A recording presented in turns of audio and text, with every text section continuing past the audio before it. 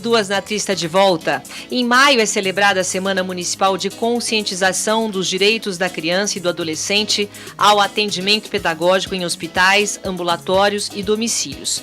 Estudantes impossibilitados de frequentar a escola regular por enfrentar longos tratamentos de saúde têm direito a continuar com os estudos. Promover a parceria entre hospitais e as escolas regulares torna-se essencial no combate à evasão de alunos em tratamento de saúde. Já está aqui com a gente Márcia Gabriel da Silva Rego, professora doutora titular do curso de Psicologia da Unip. Muito boa tarde, professora. Boa tarde, eu que agradeço estar aqui. Conta pra gente essa parceria, que eu acho tão bonito, né? Quer dizer, mesmo estando em tratamento, né? A criança ela não perde esse contato professor-aluno, né?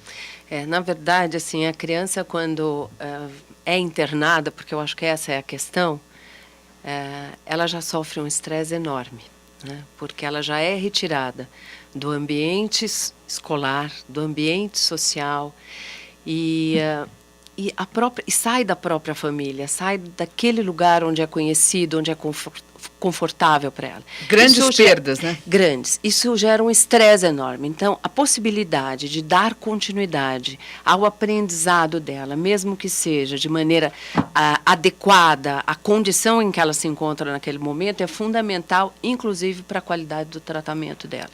Então, assim, se a gente pensar no papel da escola dentro do hospital, ele é muito maior do que apenas ensinar as disciplinas pedagógicas da sala.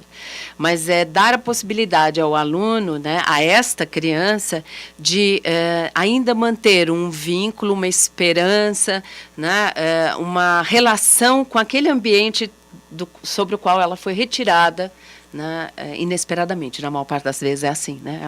A gente não programa a saída da criança da escola e da família. Sim. Ela fica doente e sai. Né? E é a escola que vai para dentro do hospital? É essa a ideia?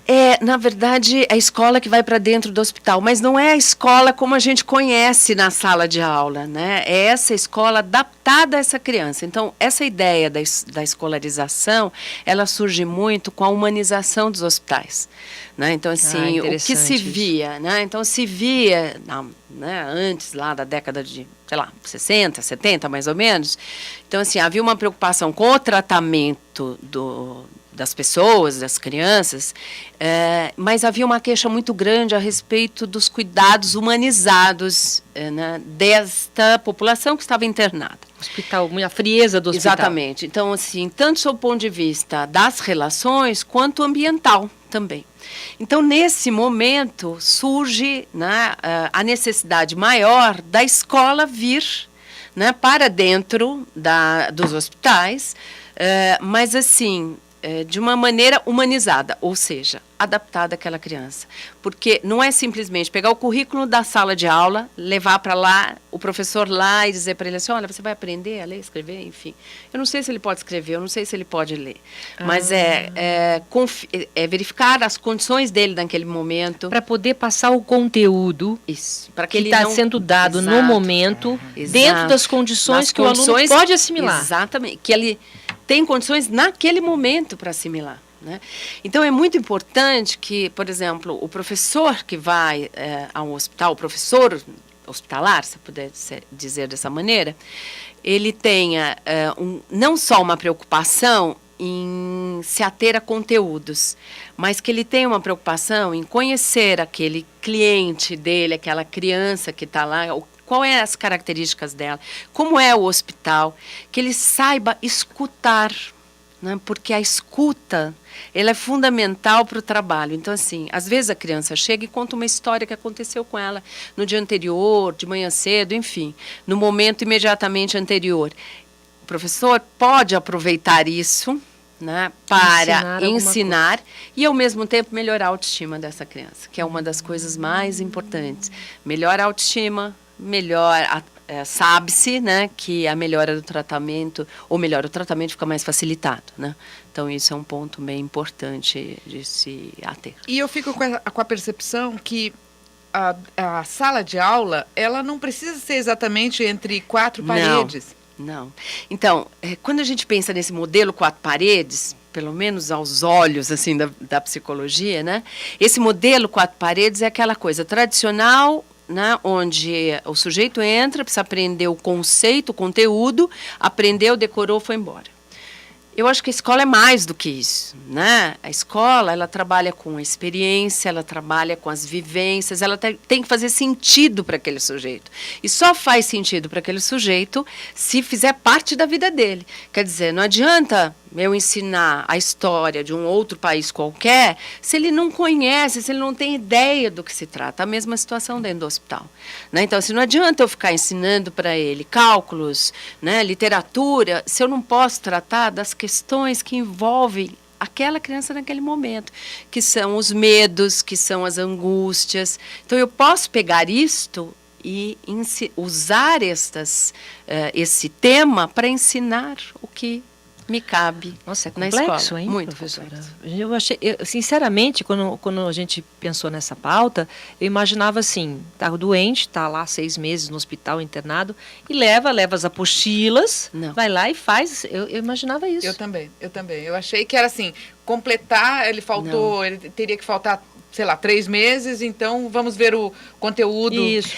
Vocês imaginavam alguma coisa como fazer exercícios domiciliares quando exato, há faltas.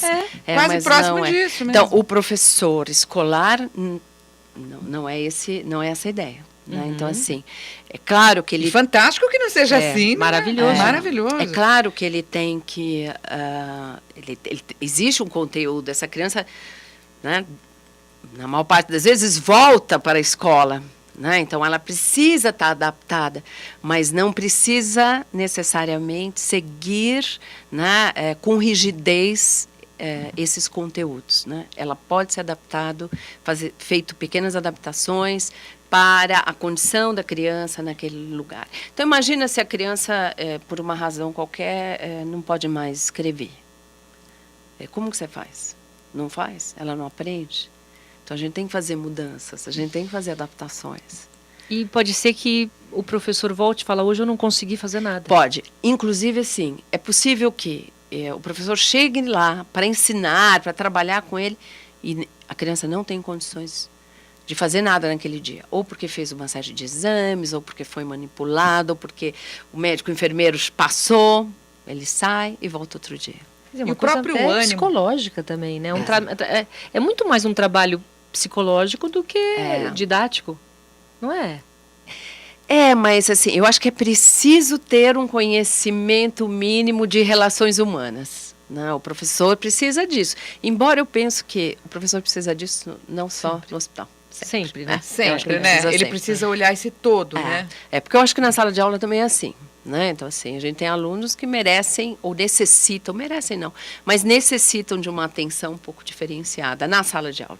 No hospital é igual. É verdade. Né? É verdade. Então, assim, esse olhar tem que ser dado também para essas crianças, para esses indivíduos que estão lá no hospital. Há alguns hospitais até que têm salas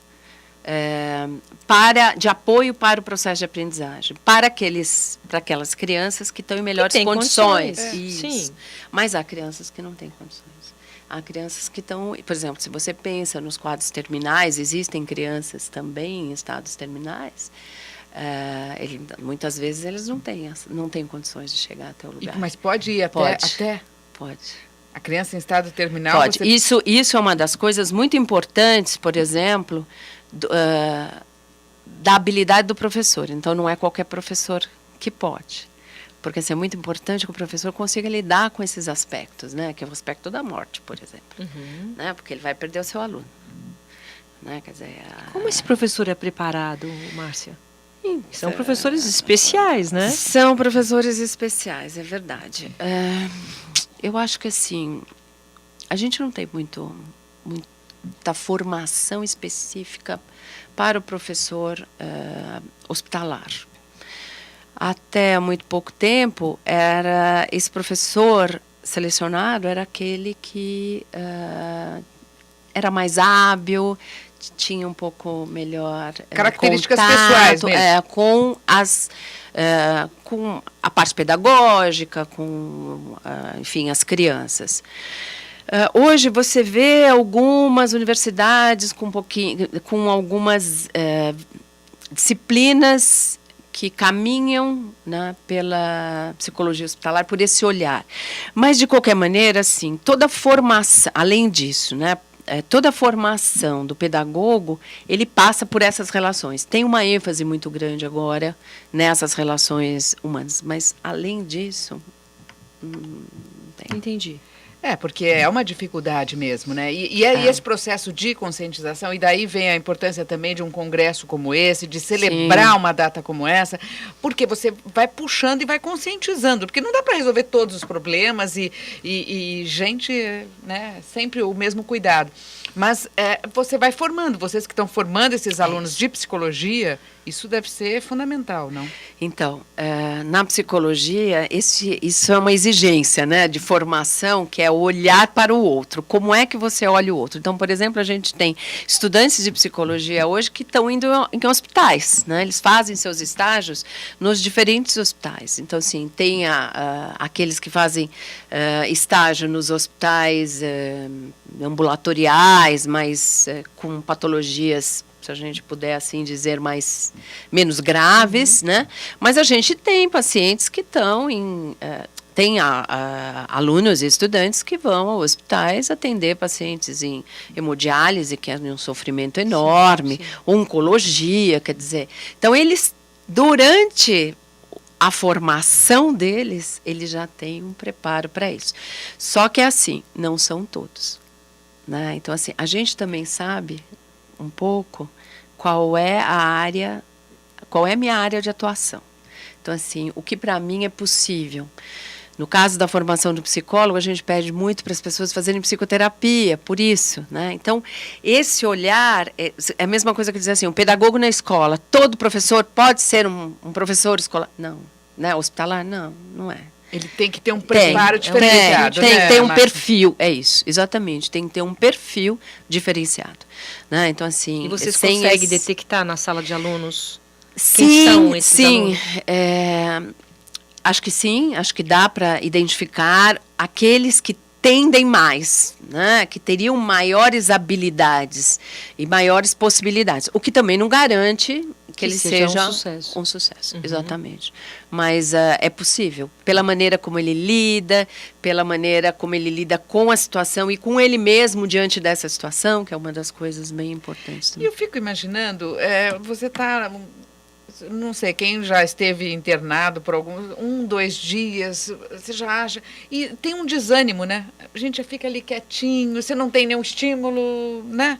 Imagina o professor chegando ali, por exemplo, com uma criança com um paciente de câncer. Né? O professor tem que chegar lá e assim... Então, você imagina ele chegando com um caderno na mão. Vim aqui para fazer lição. E aí o aluno, no caso, fala, para que eu vou aprender? Para que eu vou aprender? Por que eu vou aprender? Então, por isso que, assim, é muito importante que esse aprendizado, ele tenha esta cara, tenha essa adaptação às necessidades daquela criança. Então, o professor que for até o hospital, não é o professor da sala de aula dele que se desloca até o hospital. É um professor hospitalar, em geral, é do próprio hospital, né? É uma parceria, às vezes tem parceria com prefeituras, enfim, algumas outras escolas, universidades, onde ele é preparado para isso. E assim, não importa se é onco, se não é onco, se é terminal, não é terminal. Primeiro, a criança tem direito a... Né? Então, ela tem direito a aprender. Né, Márcia, esse ponto que você falou, né? Que tem direito. A criança tem direito. Não importa que ela está doente, ela tem direito a aprender. Não importa. E depois, assim, a gente não precisa atestar a morte dela antes dela morrer. Né? Então, assim, ela pode e ela deve ter as possibilidades que qualquer criança tem dentro, né, daquilo que naquele momento não vai trazer prejuízos para ela, mas que possa trazer benefícios. Então, acho que assim, a gente fala de pacientes terminais, em geral a gente pensa assim, nossa, já morreu. Não sei quanto tempo ele vai ficar, eu não posso tratar dele como uma pessoa morta. É verdade.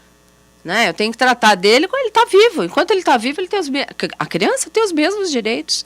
Agora, essa parceria acontece quando a criança já está na escola ou alguém já está na universidade e aí tem esse problema, ou o serviço é para qualquer criança que precise?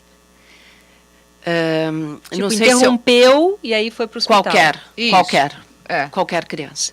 Então, assim, hoje a maior parte dos hospitais, ela, como eu disse, tem este serviço dentro do hospital, né? Então, assim, qualquer criança que chega, né, o professor hospitalar, ele entra em contato com a escola da criança, verifica o que estava sendo visto, como é que é, Muito. e ele já Isso é lei? ele tenta. Isso é lei? Funciona no âmbito da lei ou não? Ou do bom senso? Eu acho que isso veio muito com o ECA e veio muito com essa humanização.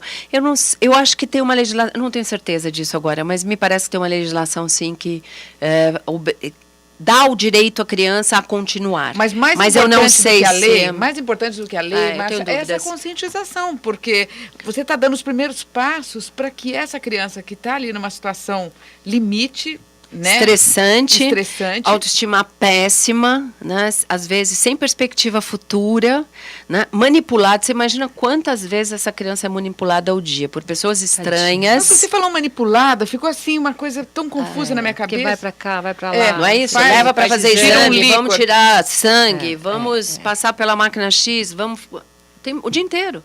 O dia inteiro ela é manipulada.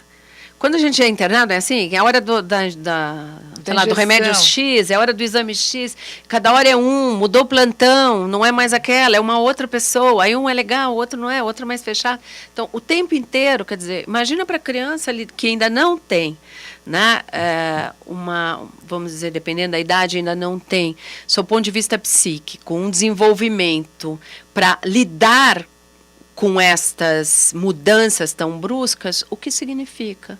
Né? Então, como ela fica? Né? Para a gente, adulto, quando passa por essa situação, como você falou, Malu, já é horrível. Devastador. Né? Então, assim, que a gente se sente, não vê a hora de sair. Né? Você fala, meu Deus, não vejo a hora. Quando é que eu vou embora? Quando é que eu vou embora? Imagina a criança, não tem brinquedo, né? A casa não é dela, não tem os amigos. A família encontra um ou outro, porque pode ficar ou o pai ou a mãe, né, dentro, mas não podem ficar sempre os dois. E a própria escola, numa fase que você está na escola e é tão gostoso, e a criança está acostumada, é o hábito da criança, é a vida da criança, levanta de manhã, vai para a escola. Ou à tarde, né, mas assim... E veja que interessante, mesmo aquelas um pouquinho mais velhos, que ficam bravos com a escola, que dizem, eu odeio a escola, não gosto... Você diz assim, então tá, então hoje você não vai para a escola. Ele fala, não, mas eu quero ir. Mas por que você quer ir para a escola? Não, porque eu vou encontrar meu amigo, eu vou... Então, assim, fonte de... Muda. Então, assim, sempre, a escola é um lugar, assim, que é fundamental para o desenvolvimento da criança. Eu não estou falando só do ponto de vista pedagógico, de vida mesmo, né? De quem é esse sujeito, de que sujeito é esse. Em relação aos resultados que vocês vêm obtendo, são bons? Então, a gente prazeroso, tem muito, né? Muito, porque assim, primeiro você observa na própria expressão da criança, ela muda. Então, assim, é uma esperança. A autoestima dela começa, né? Então eu posso. Ele vem me cobrar. Em um determinado momento eu tive uma pessoa, quando eu estava no hospital, uma criança que falou assim para mim, tia, então isso significa que eu estou melhorando, né? Se o professor já vem aqui me trazer lição, então eu já estou boa. Isso é legal. Né? Então, assim, tem uma coisa de melhora. Você vai aos hospitais? Eu trabalhei, hoje não mais, mas assim, eu trabalhei 27 anos no hospital com criança, entendeu? Nossa, então, assim, Márcia, essa era a minha área de atuação. Eu amo trabalhar com criança, né? Não posso falar. Não tem um lugar uma doação, né? Trabalhar com criança já é uma doação. Imagina nessa situação também, né? E essa perspectiva é interessante, né? O professor, se o professor já está vindo, eu estou melhor. Então você imagina o que significa isso, são ponto de vista de autoestima. Então é aquela criança que estava e aí qual o resultado? Você me pergunta, né? Qual o resultado? Então o que acontece? Se você melhora a sua autoestima, você melhora as suas crenças, você acredita em possibilidades que antes você não acreditava, a possibilidade também de você deprimir, né? Ou então assim, não, de lutar por um caminho melhor da sua saúde é muito maior. Isso facilita o tratamento, facilita. A humanização está aí para provar, inclusive, que, né, um ambiente onde as pessoas são melhores acolhidas, elas têm desenvolvem melhor, né? A saúde se desenvolve melhor, a recuperação é melhor. Por isso que os hospitais agora têm tanta alegria, no sentido, né, do colorido até, né, daqueles que chegam para contar história, né? Então, e essa era uma preocupação. Então, assim, aqueles ambientes cinzas, né? Porque era assim, horrorosos, né? Nossa. Então, hoje se procura também colocar um ambiente um pouco mais alegre, né? Que esteja mais próximo da vida do que da morte, porque era isso, né? Aquilo tudo cinza dá uma impressão de que a gente está falando de morte o tempo inteiro.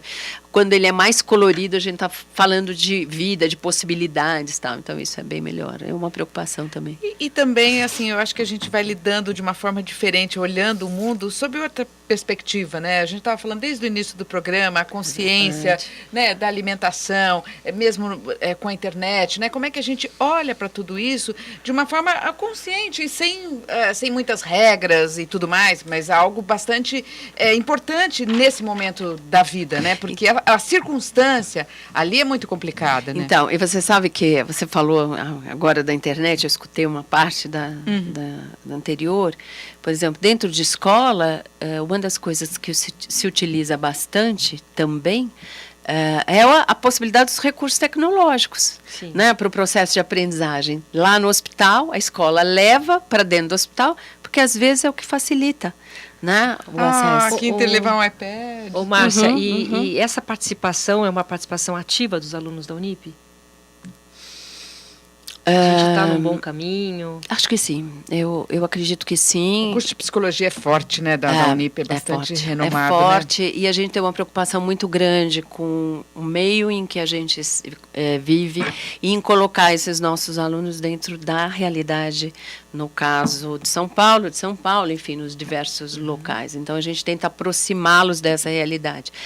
Há alguns anos atrás, a psicologia ela tendia a que o aluno ficasse, mesmo nos seus estágios, dentro da sala de aula. Então, ela não saía da clínica, né? Então, tudo era feito dentro da clínica. Hoje, o que a Unip faz, e que eu acho muito bacana, ele vai para o mercado. Então, ele não faz estágio só na clínica. Ele vai para o hospital, ele vai para grupos e comunidades, ele vai para os aspectos sociais, ele vai fazer plantão psicológico. Então, ele sai daquele ambiente controlado e vai para um ambiente que é um ambiente que a gente vive. Essa escola, essa sala de aula se abrindo, isso, né? Exatamente, se abrindo para o nosso meio social. Muito bem.